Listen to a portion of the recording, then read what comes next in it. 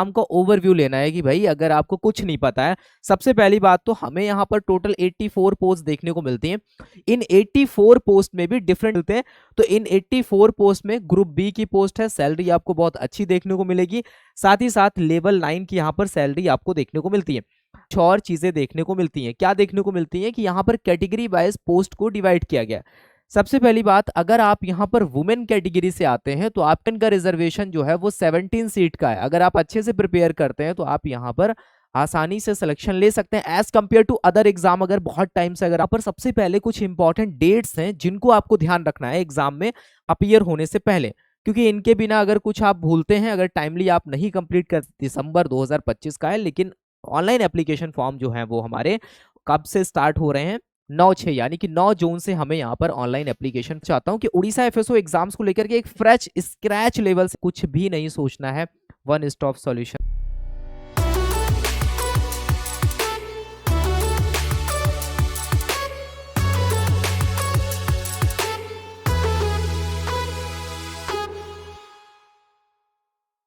Hello everyone, welcome to so education. दोस्तों, अगर आप Orissa food safety officer exam की तैयारी कर रहे हैं तो आज का ये वीडियो आपके लिए बहुत ज्यादा हेल्पफुल होने वाला है, क्योंकि यहां पर हम समझेंगे कि अगर आप Orissa food safety officer exam की तैयारी करना चाहते हैं तो इसके लिए आप कौन सी बेस्ट स्ट्रैटेजी यूज कर सकते हैं। अगर हम प्रीवियस रिकॉर्ड देखें, जितने भी फूड सेफ्टी ऑफिसर एग्जाम्स हुए हैं तो वहां पर हमने कोई ना कोई स्ट्रैटेजी डिस्कस करी है, लेकिन आज हम Orissa food safety officer exam में कुछ चेंजेस करेंगे, क्योंकि हर एक स्टेट का एग्जाम पैटर्न थोड़ा सा अलग होता है। सिलेबस में हमें थोड़े बहुत चेंजेस देखने को मिलते हैं, बहुत सारी चीजें हमें चेंज देखने को मिलती हैं, बहुत सारे पॉइंट्स ऐसे होते हैं जो कॉमन होते हैं। तो हर एक एग्जाम की अपनी एक यूनिक स्ट्रैटेजी होती है और यहां पर हम उसी के बारे में बात करने वाले हैं, specially Orissa food safety officer exam 2026 को लेकर के। दोस्तों, आज हम यहां पर समझेंगे कि अगर आप बिल्कुल स्क्रैच लेवल से प्रिपरेशन करना चाहते हैं, आप बिल्कुल फ्रेशर हैं, आपने कभी भी फूड सेफ्टी ऑफिसर एग्जाम नहीं दिया है और आप पहली बार देना चाहते हैं और आप एकदम स्क्रैच लेवल से तैयारी करना चाहते हैं, और आप ये समझ के चलो कि अगर जो आपका online application form already start होने वाला है उस अकॉर्डिंग अगर हमें देखें तो यहां पर हमें बहुत ज्यादा टाइम तो नहीं मिलेगा, थोड़ा टाइम ज्यादा मिल सकता है, लेकिन हो सकता है कि आपको बहुत कम टाइम मिले टिल द एग्जाम। तो यहां पर हम 4 महीने लेकर के चलेंगे कि इस स्ट्रैटेजी के अकॉर्डिंग अगर हमें 4 मंथ्स में सिलेबस को कंप्लीट करना है तो हमारे पास में एक यूनिक स्ट्रैटेजी होनी चाहिए। तो 4 मंथ्स की जो स्ट्रैटेजी है उसको हमें कंप्लीटली डिवाइड करना होगा एक स्मार्ट स्ट्रैटेजी बनाने के लिए 3 फेजेस में।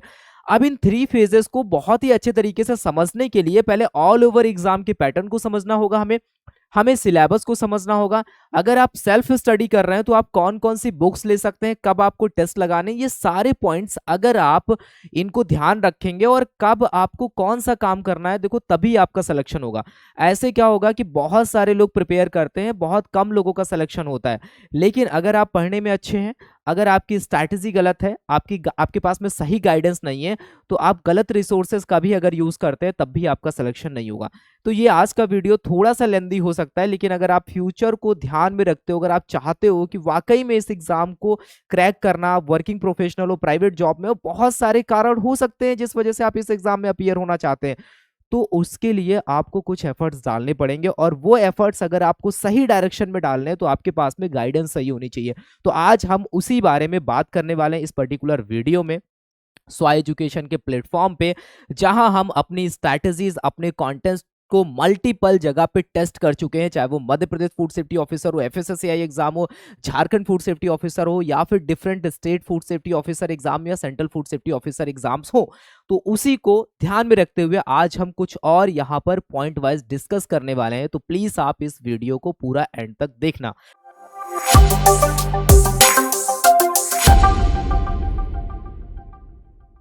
तो सबसे पहले तो हमें एक एग्जाम का ओवरव्यू लेना है कि भाई अगर आपको कुछ नहीं पता है, सबसे पहली बात तो हमें यहाँ पर टोटल 84 पोस्ट देखने को मिलती हैं। इन 84 पोस्ट में भी डिफरेंट टाइप्स ऑफ हमें रिजर्वेशंस देखने को मिलते हैं। तो इन 84 पोस्ट में ग्रुप बी की पोस्ट है, सैलरी आपको बहुत अच्छी देखने को मिलेगी। साथ ही साथ लेवल 9 की यहाँ पर सैलरी आपको देखने को मिलती है। अब इतना क्लियर है, अगर हम थोड़ा सा और आगे बढ़े तो यहाँ पर हमें कुछ और चीजें देखने को मिलती हैं। क्या देखने को मिलती हैं कि यहाँ पर कैटेगरी वाइज पोस्ट को डिवाइड किया गया। सबसे पहली बात, अगर आप यहाँ पर वुमेन कैटेगरी से आते हैं तो आपके लिए रिजर्वेशन लगभग यहाँ पर सभी कैटेगरीज में देखने को मिलता है। टोटल यहाँ पर वुमेन का रिजर्वेशन जो है वो 17 सीट का है। अगर आप अच्छे से प्रिपेयर करते हैं तो आप यहाँ पर आसानी से सिलेक्शन ले सकते हैं as compare to other exam, अगर बहुत टाइम से अगर आप कॉम्पिटिट कर रहे हैं तो। ठीक है, बस यहाँ पर आपको जो भी एक अच्छे से स्ट्रैटेजी या फिर कंटेंट या फिर रिसोर्सेज बहुत अच्छे से फॉलो करने हैं तो आप यहाँ पर कर सकते हैं। अनरिजर्व की टोटल यहाँ पर 44 सीटें हैं, एससी बीसी की आप देखोगे 8 सीटें हैं, एससी की 13 सीटें हैं, एसटी की यहाँ पर 19 सीटें, टोटल यहाँ पर 84 पोस्टें निकल करके आती हैं। इतना तो क्लियर है। सबसे इंपॉर्टेंट बात यहाँ पर सबसे पहले कुछ इंपॉर्टेंट डेट्स हैं जिनको आपको ध्यान रखना है एग्जाम में अपीयर होने से पहले, क्योंकि इनके बिना अगर कुछ आप भूलते हैं, अगर टाइमली आप नहीं कंप्लीट करते हैं एप्लीकेशन फॉर्म वगैरह तो कोई मतलब नहीं है। ठीक है, नोटिफिकेशन हमारा ये बहुत पुराना है, 30 दिसंबर 2025 का है, लेकिन ऑनलाइन एप्लीकेशन फॉर्म जो है वो हमारे कब से स्टार्ट हो रहे हैं, 9/6 यानी कि 9 जून से हमें यहाँ पर ऑनलाइन एप्लीकेशन फॉर्म देखने को मिलेंगे।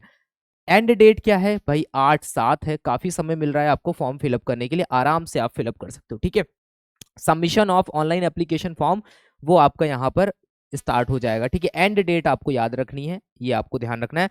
Date of editing of online application form अगर आपको एडिट करना है, कुछ करेक्शन करना है तो आप यहाँ पर 14/7 तक कर सकते हो। पहले वाला विंडो याद रखना, इसके बीच में फॉर्म फिलअप कर लेना बहुत अच्छे से, कोई प्रॉब्लम नहीं होगी। ठीक है, ऑनलाइन फॉर्म फिलअप होगा, किसी भी तरीके से फिजिकल नहीं है। एक और इंपॉर्टेंट अपडेट, अगर आप प्रिपेयर कर रहे हैं तो अभी एक ऑलरेडी कोर्स यहाँ पर रनिंग में है, तो अगर आप उसके साथ जुड़ के तैयारी करना चाहते हो तो आप कर सकते हो। बाकी अभी हम सेल्फ स्टडी के बारे में बात करेंगे, बुक्स के बारे में, जहां पर उड़ीसा फूड सेफ्टी ऑफिसर का कॉम्प्रिहेंसिव मैनर में classes, video lecture, test series सब कुछ आपको यहां पर मिल जाता है। ई बुक हो गया, प्रीवियस ईयर पेपर्स हो गया, व्हाट्सएप डिस्कशन ग्रुप आपको मिल जाता है। दिए गए नंबर पे एक बार आप व्हाट्सएप करोगे या फिर कॉल करोगे तो आपको इन्फॉर्मेशन मिल जाएगी। ठीक है, सारे टीचर्स आपको यहाँ पर दिख रहे हैं, सबका अपना कोर बैकग्राउंड है। चाहे आप डेमो क्लासेस देखोगे, सारी चीजें देखोगे तो स्व एजुकेशन में आपको सारे डेमो क्लासेस वगैरह मिल जाएंगे, ऐप पर भी मिलेंगे और वेबसाइट पर भी मिलेंगे। ठीक है, इसके अलावा एक और इंपॉर्टेंट अपडेट आपको देना चाहता हूं कि उड़ीसा एफएसओ एग्जाम्स को लेकर के एक फ्रेश स्क्रैच लेवल से एक क्लासेस स्टार्ट होने वाली हैं। वो कब से स्टार्ट होंगी, वो यहाँ पर जो स्टार्ट होने वाली है उसके बारे में अगर हम यहाँ पर बात करें तो वो जो यहाँ पर स्टार्ट होंगी उसको ध्यान रखना। आप अगर आप ज्वाइन करना चाहते हैं तो आप ज्वाइन कर सकते हैं। 15 जून से यहाँ पर क्लासेस स्टार्ट होंगी। एक नया बैच, ऑलरेडी एक बैच रनिंग में है और एक नया बैच स्टार्ट होने वाला है, 2.0 नाम से रहेगा, same Orissa food safety officer का, उसको आप ज्वाइन कर सकते हो। ठीक है, वीडियो लेक्चर, क्लासेस और सारी चीजें रहेंगी, बट यहाँ पर होल टेक्निकल पार्ट रहेगा, नॉन टेक्निकल पार्ट नहीं रहेगा, इसको आप ध्यान रखना। लिमिटेड टाइम के लिए आप उड़ीसा कोड अप्लाई करोगे तो आपको यहाँ पर डिस्काउंट मिल जाएगा, 3499 का ये क्लासेस यहाँ पर हो जाएंगे। ठीक है, अब थोड़ा सा हम आगे बढ़ते हैं, इन सारी चीजों को बाद में डिस्कस कर सकते हैं। सबसे पहले अगर हमें स्ट्रैटेजी के अंदर एंटर करना है, हमें समझना है कि किस तरीके की स्ट्रैटेजी हमें यहाँ पर यूज करनी है, तो सबसे पहले हमें एग्जाम पैटर्न को समझना होगा। प्रीवियस वीडियो आपने देखा होगा तो वो पुराना एग्जाम पैटर्न था। अभी तो हमारे एग्जाम पैटर्न में थोड़े से चेंजेस हमें देखने को मिलते हैं।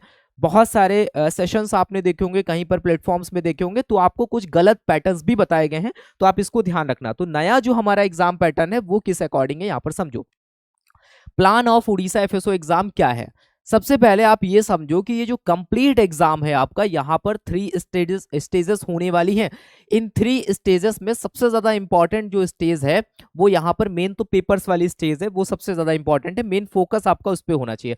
सबसे पहले अगर हम बात करें स्टेज 1 की, तो यहाँ पर सबसे पहले आपका प्री एग्जाम होगा। प्री एग्जाम होने के बाद में मेंस एग्जाम्स के लिए 5 टाइम कैंडिडेट्स को बुलाया जाएगा।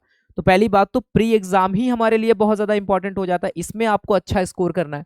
अगर इसमें अच्छा स्कोर नहीं हुआ तो आपके रिटर्न में भी इसका इंपैक्ट पड़ेगा। ठीक है, क्योंकि आपके मार्क्स जो हैं वो कंप्लीट जुड़ेंगे। ठीक है, तो जो हमारा प्री एग्जाम है वो यहाँ पर 150 मार्क्स का होने वाला है और 150 क्वेश्चंस होंगे, यानी कि हर क्वेश्चन के लिए आपको 1 नंबर मिलेगा। 2.5 घंटे का आपको समय मिलेगा। निगेटिव मार्किंग यहाँ पर देखने को मिलती है 0.25 की, और यहाँ पर पेपर पूरा जो है वो एमसीक्यू बेस्ड यानी कि ऑब्जेक्टिव मैनर में रहेगा। उसके बाद में जब आप प्री क्वालिफाई करेंगे तो 5 टाइम कैंडिडेट्स को मेंस एग्जाम के लिए बुलाया जाएगा, वो भी ऑब्जेक्टिव होगा।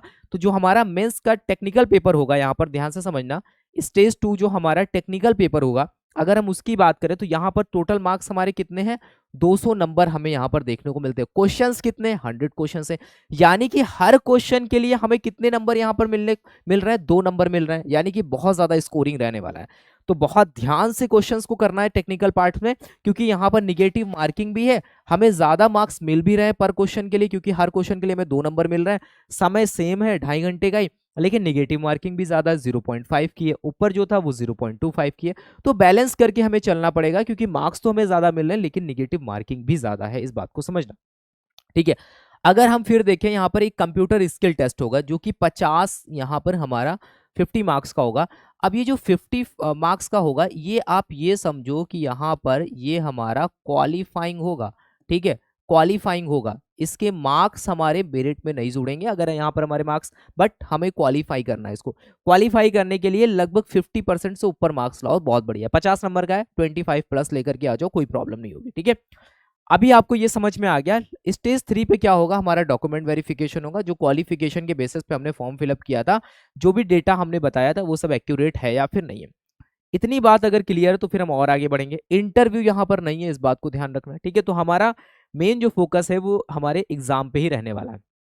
ठीक है, अब यहाँ पर सबसे पहले अगर हम स्टेज 1 देखें, प्री एग्जाम देखें, जो प्री एग्जाम होने वाला है उसका थोड़ा सा अगर डिटेल में देखें तो यहाँ पर देखो बताया गया, हमने वही पीछे भी डिस्कस किया।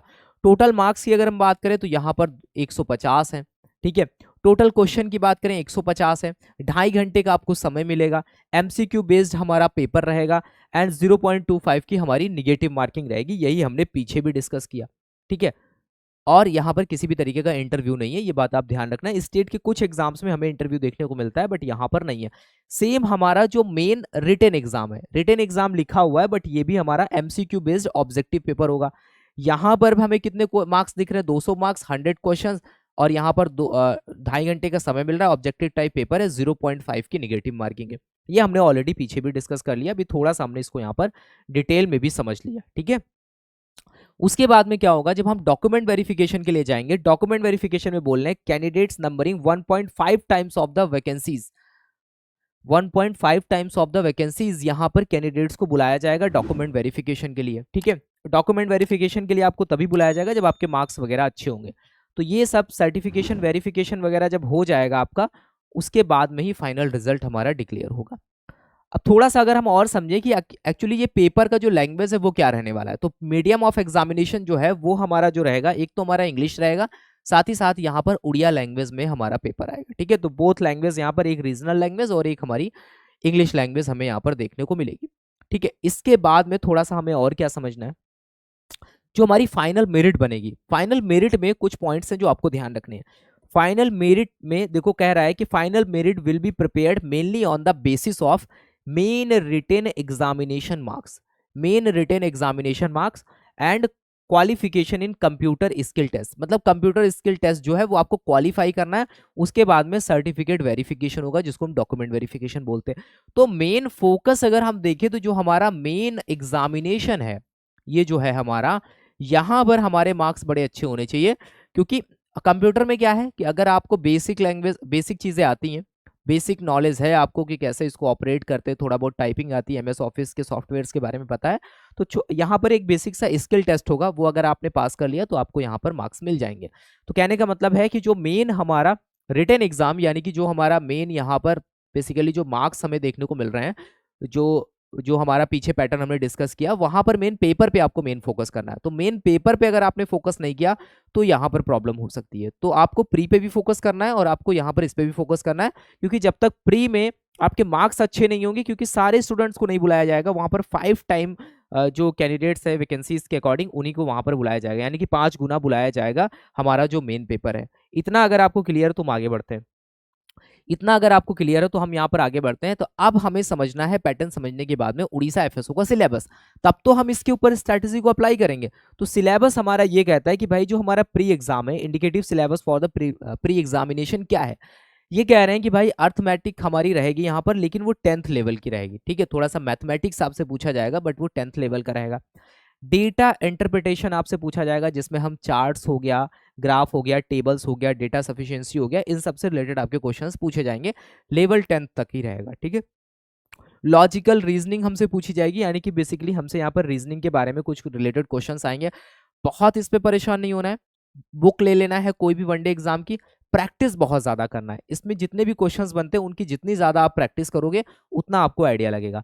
Current event of the national international importance आपको पढ़ना है, और कंप्यूटर इंटरनेट अवेयरनेस के क्वेश्चंस भी आपको यहाँ पर देखने को मिलेंगे। ठीक है, अगर हम बात करें जैसे कि आपका कंप्यूटर स्किल टेस्ट जो हो रहा है वो तो अलग है, लेकिन प्री में भी आपके कंप्यूटर और इंटरनेट अवेयरनेस से रिलेटेड क्वेश्चंस हमें देखने को मिलेंगे। तो ये जो हमारा सिलेबस है ये हमारा प्री का सिलेबस है।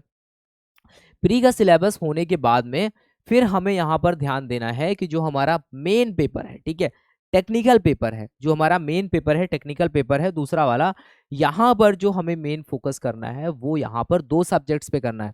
एक तो हमारा फूड लॉ से रिलेटेड है जिसमें national international food law, codex alimentarius, commission, food safety standard act, rules regulation, ये सब यहाँ पर एक साथ आपको देखने को मिलेगा, ये सब आपको पढ़ना है। दूसरा हमारा केमिस्ट्री का पोर्शन है।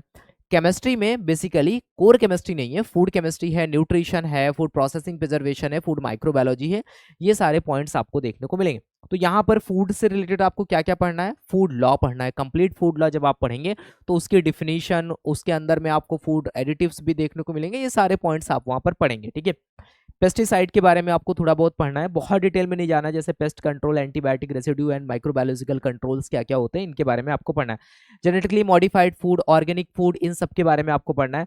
फिर packaging and labelling of food, इसके बारे में आपको पढ़ना है। ये बेसिकली एक तरीके का लॉ है, जब आप पढ़ते हो पैकेजिंग एंड लेबलिंग रेगुलेशन आप पढ़ते हैं, वहां पर आपको डिटेल में देखने को मिलेगा कि एग्जैक्टली लेबलिंग एंड रेगुलेशन को लेकर के क्या स्टैंडर्ड्स बनाए गए हैं food safety and standard authority of India के द्वारा। ठीक है, फिर responsibilities of food business operator की क्या रिस्पॉन्सिबिलिटीज होती हैं, क्या लायबिलिटीज होती हैं, ये सब आप पढ़ेंगे। फिर उसके बाद में फूड रिकॉल प्रोसीजर क्या होता है। फॉर एग्जांपल कोई मार्केट में फूड गया, अगर उसको लेकर के कोई भी कॉन्ट्रावेंशन हुआ है, उसकी वजह से किसी की हेल्थ खराब हो सकती है, तो उसको मार्केट से कैसे विड्रॉ करना है, ये सब आप पढ़ेंगे। लाइसेंसिंग एंड रजिस्ट्रेशन का एक पर्टिकुलर लॉ है, रेगुलेशन है, वो आपको पढ़ना है। फिर यहाँ पर general requirements on hygiene and sanitary practices to be followed by the food business operator, यानी कि schedule number 4 of the food safety and standard regulation 2011 for licensing and registration वाला जो है, उसके अंदर आपको शेड्यूल नंबर 4 पढ़ना है। फिर वाटर, यहाँ पर पॉल्यूशन के बारे में पढ़ना है, पोर्टेबल वाटर क्या होता है, sources and method of the purification, हम क्या यूज कर सकते हैं, अगर कहीं पर मान लेते हैं कि पानी नहीं अवेलेबल है, हमको उसको प्योरीफाई करके अगर यूज करना है तो कैसे यूज कर सकते हैं। तो ये कंप्लीट हम एक लाइन में बोले तो हमें यहाँ पर एक्ट पढ़ना है, रूल्स पढ़ना है, रेगुलेशन पढ़ना है, इंडिया में जितने भी लॉज हैं फूड को लेकर के वो सब हमें यहाँ पर पढ़ने हैं बेसिकली। ठीक है, इसके अलावा कुछ और टॉपिक्स भी हैं। वही दूसरा, जब हम केमिस्ट्री के अंडर में एंटर करते हैं, जो हमारा यहाँ पर आता है बी पॉइंट्स में, वहाँ पर अगर हम देखें तो हमें बेसिकली कार्बोहाइड्रेट में पढ़ना है, प्रोटीन के बारे में पढ़ना है, लिपिड्स के बारे में पढ़ना है, इनका पूरा क्लासिफिकेशन वगैरह अच्छे से पढ़ना है, स्ट्रक्चर वगैरह कैसे क्या होता है। फिर essential and non essential amino acids के बारे में पढ़ना है, विटामिन्स के बारे में पढ़ना है, पूरा कंप्लीट विटामिन्स के बारे में पढ़ना है, फैट और वाटर सॉल्युबल विटामिन्स, और विटामिन्स की डिफिशियंसी से कौन कौन सी डिजीज होती है ये सब पढ़ना है, और कौन से सोर्सेस हो सकते हैं विटामिन्स के नेचुरली। ठीक है, एंजाइम डिफिनीशंस के बारे में पढ़ना है, क्लासिफिकेशन, प्रॉपर्टीज और को एंजाइम्स क्या होते हैं, बेसिकली ये पढ़ना है। पूरा फूड केमिस्ट्री है और न्यूट्रिशन आपको यहाँ पर कंप्लीट करना है। केमिकल कंपोनेंट्स ऑफ फूड, जैसे कि माइक्रो या फिर मैक्रो न्यूट्रिएंट्स के बारे में आपको पढ़ना है, डाइटरी सोर्सेज के बारे में आपको पढ़ना है, ये सारे पॉइंट्स आपको पढ़ने। फिर कह रहा है कि न्यूट्रिशन डिफिशियंसीज और डिसऑर्डर, जैसे कि हमने देखा डिफरेंट टाइप जो आप जो न्यूट्रिशंस होते हैं, ठीक है, या फिर न्यूट्रिएंट्स होते हैं, उन न्यूट्रिएंट्स की कमी से जो देखते हैं, जो डिफिशियंसीज होती है उनकी वजह से क्या होता है, डिसऑर्डर्स जो होते हैं उसके बारे में आपको पढ़ना है। फिर यहाँ पर acid value, iodine value, saponification value, इनको कैसे कैलकुलेट करते हैं, क्या होता है बेसिकली, इसके बारे में पता होना चाहिए।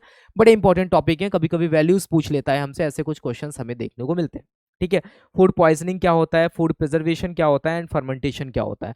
तो इस केमिस्ट्री एक सिंगल पॉइंट लिखा गया, लेकिन इसके अंदर हम देखें तो फूड साइंस के कई सारे सब्जेक्ट हैं। फूड केमिस्ट्री है, न्यूट्रिशन है, फूड प्रोसेसिंग प्रिजर्वेशन है, फूड माइक्रोबायोलॉजी है। ठीक है, ये सारे सब्जेक्ट्स आपको यहाँ पर देखने को मिलते हैं। तो ये बात हो गई हमारे कंप्लीट सिलेबस की।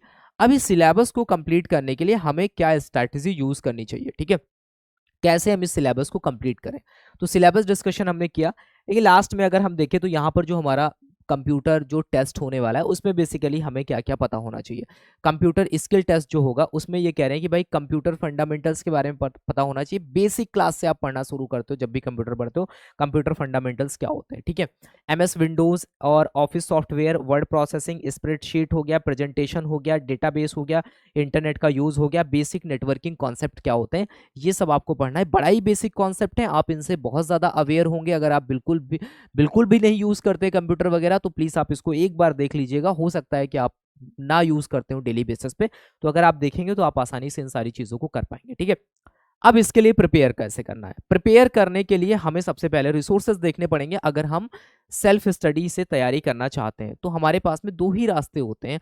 अगर हमें सेल्फ स्टडी से तैयारी करना है, आपके पास में बिल्कुल टाइम नहीं है, तो ध्यान से समझो हमें क्या करना पड़ेगा। हमारे पास में यहाँ पर कुछ रिसोर्सेस होने चाहिए। अगर हमें सेल्फ स्टडी के साथ में तैयारी करनी चाहिए तो हमारे पास में कुछ बुक भी होनी चाहिए।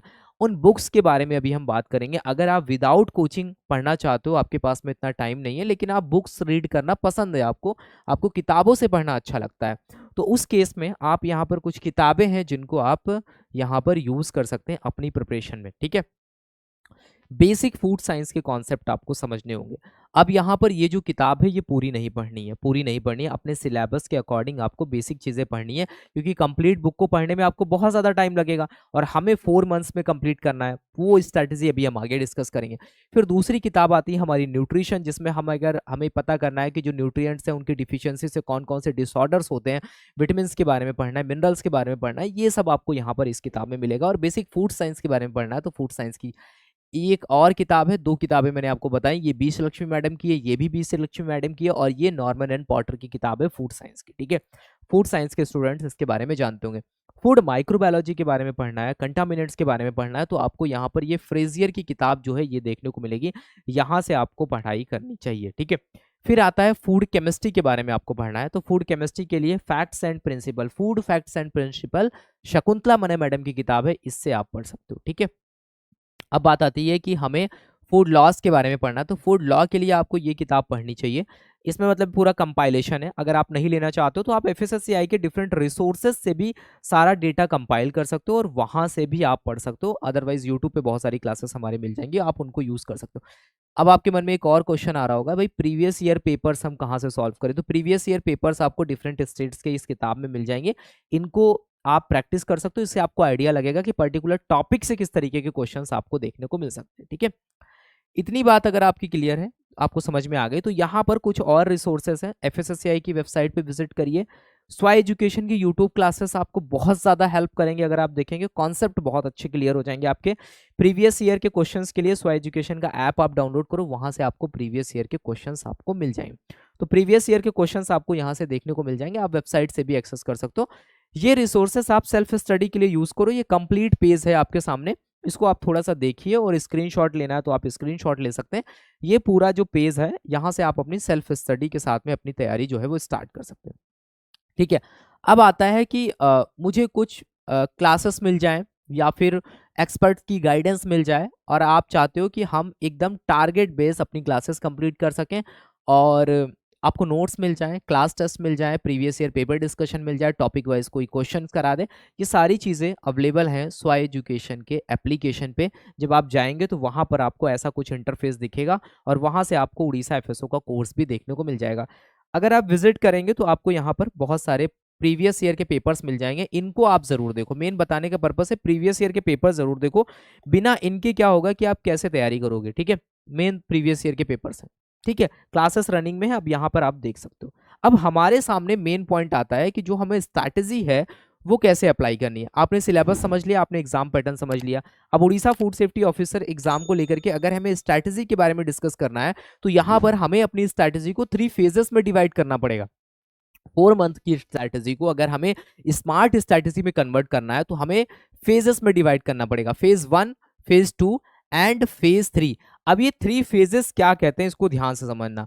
अब ये 3 फेजेस क्या कहते हैं? पहला फेज कह रहा है कि भाई कॉन्सेप्ट बिल्डिंग फेज।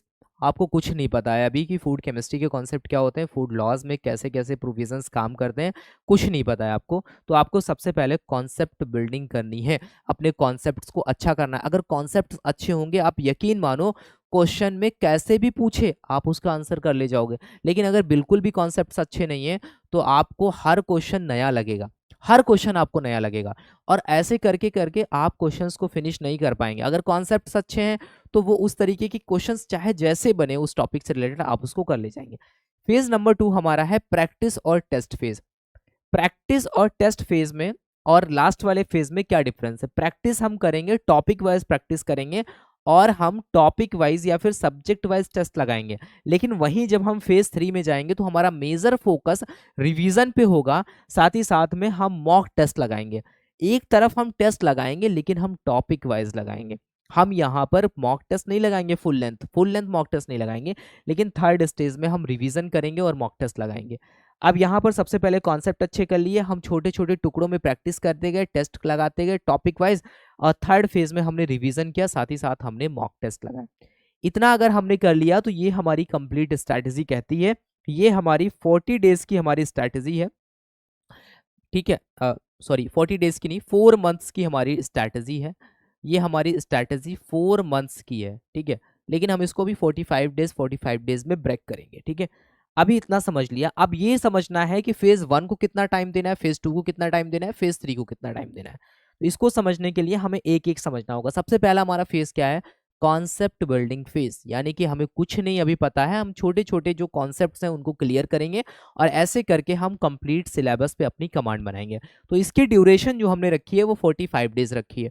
तो अगर आप आज से करना चाहते हैं तो आप आज से ये बना सकते हैं अपना शेड्यूल और कल से आप यहाँ पर अप्लाई कर सकते हैं।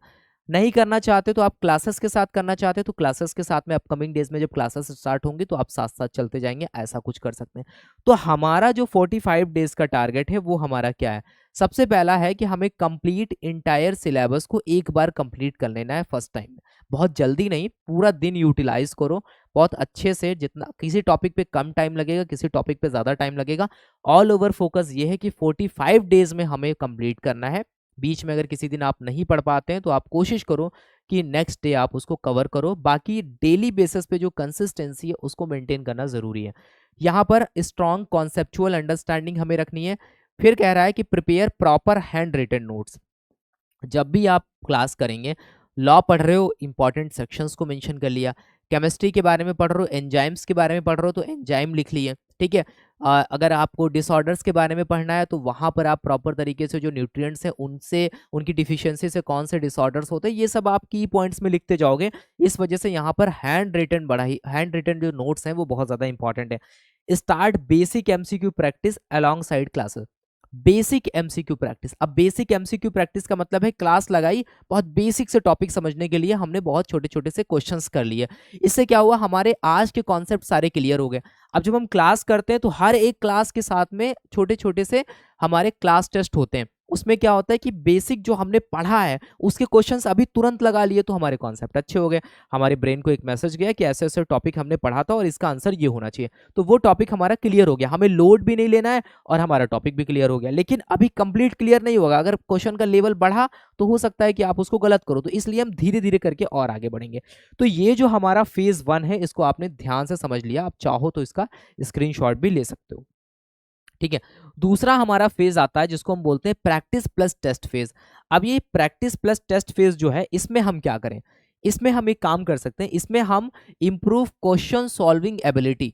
अभी तो आप क्वेश्चन जो सॉल्व कर रहे थे वो गलत भी तो हो रहे थे, वो तो गलत होंगे ही होंगे, क्योंकि पहला वाला फेज इसीलिए बनाया गया कि जहां पर आपको चीजें सीखनी है और अपने कॉन्सेप्ट को अच्छा करना है। अब यहाँ पर इंप्रूव करना है क्वेश्चन सॉल्विंग एबिलिटी को, कि किस तरीके की मिस्टेक्स आप कर रहे हो, क्वेश्चन पढ़ने में गलती कर रहे हो या जल्दबाजी कर रहे हो, या फिर आप टॉपिक को समझ ही नहीं पा रहे हो कि एग्जैक्टली वो हमसे पूछ क्या रहा है। ये जो मिस्टेक्स होती हैं ये तब होती हैं जब हमारा अच्छे से फोकस नहीं होता है या फिर हमारे कॉन्सेप्ट क्लियर नहीं होते हैं, यानी कि यहाँ पर गलती हो रही है, आपके कॉन्सेप्ट में कहीं पर लैक है। इंक्रीज स्पीड एंड एक्यूरेसी, हमें स्पीड भी बढ़ानी है, एक्यूरेसी भी मेंटेन करनी है। जब ये दोनों हो जाते हैं तो हम ये कह सकते हैं कि हमारी प्रिपरेशन बहुत अच्छी जा रही है, कि स्पीड भी अच्छी है और एक्यूरेसी पे भी कोई फर्क नहीं पड़ रहा है। फिर identify weak areas and improve them. अब आपको नोट डाउन करना है कि लॉ में किसी पर्टिकुलर सेक्शन को आप नहीं समझ पा रहे हो, या फिर फूड केमिस्ट्री में, प्रोसेसिंग, प्रिजर्वेशन में, माइक्रोबायोलॉजी में गलती कर रहे हो, कहाँ गलती कर रहे हो उनको नोट डाउन करना है। किसी के साथ कॉम्पिटिट नहीं करना है, अपनी कमियों को देखना है और उनको नोट डाउन करना है और उसको इंप्रूव करना है। टाइमली इंप्रूव हो जाता है अगर आप करोगे तो, ठीक है। नेक्स्ट हमारा थर्ड फेज आता है जो बड़ा ही इंपॉर्टेंट है, इतना ज्यादा इंपॉर्टेंट है कि अगर आपने ये नहीं किया, पहले वाले 2 फेज अगर आपने किए तो यहाँ पर आपका सिलेक्शन तब भी नहीं होगा।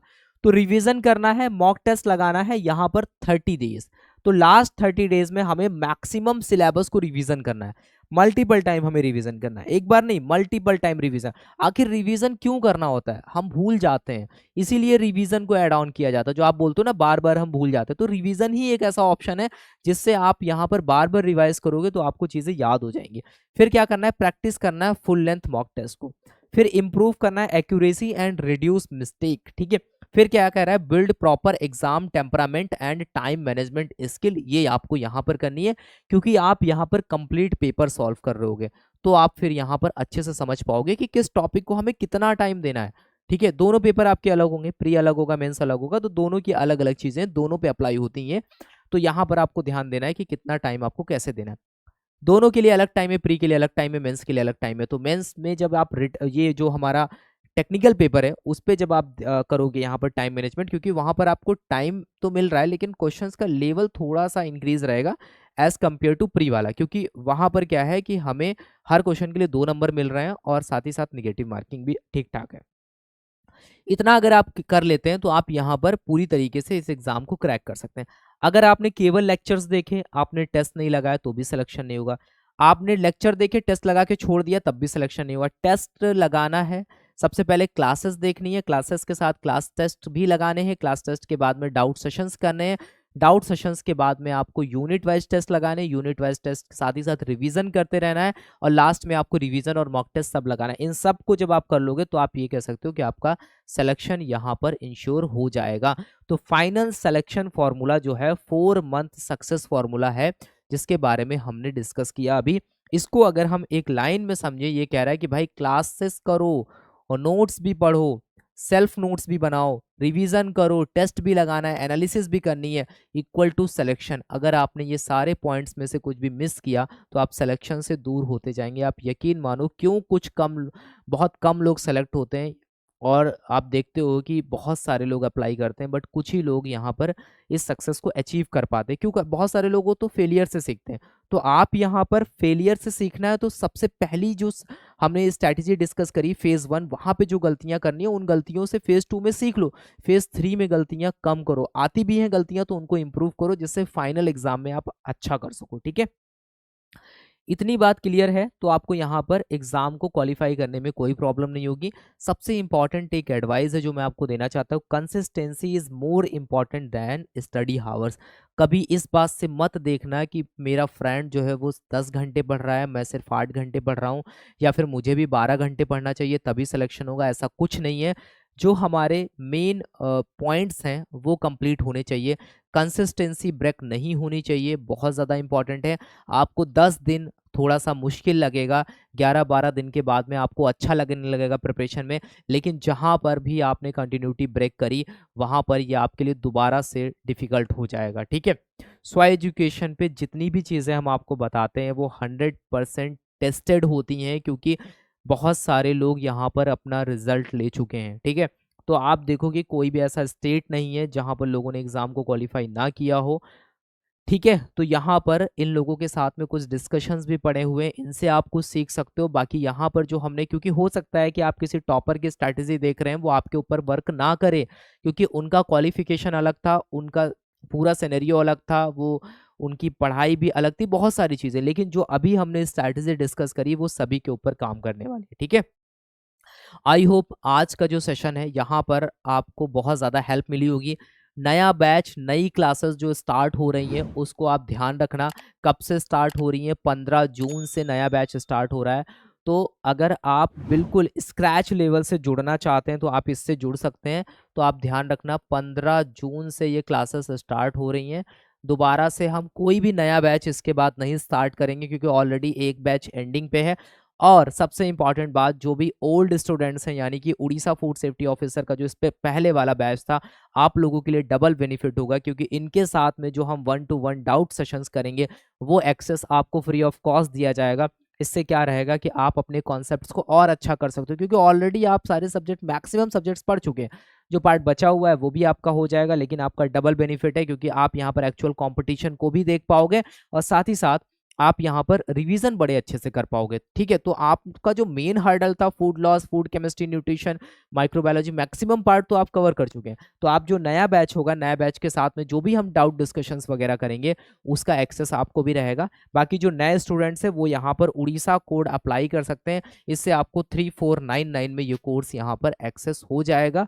और इसके बाद में आपको टेक्निकल पार्ट के लिए कुछ भी नहीं सोचना है, वन स्टॉप सॉल्यूशन रहने वाला है। ठीक है, आई होप आज के इस सेशन में जो भी हमने डिस्कस किया वो सारी बातें आपको समझ में आई हैं। अगर कुछ और क्वेरीज, कुछ डाउट्स आपके मन में रह जाते हैं तो आप कमेंट करके पूछ सकते हैं। ठीक है, हम नेक्स्ट वीडियो में उसका जवाब देंगे, अगर पॉसिबल होगा तो आपको कमेंट में रिप्लाई दे दिया जाएगा। ठीक है, तो तब तक के लिए thank you, have a nice day, मिलते हैं नेक्स्ट वीडियो में।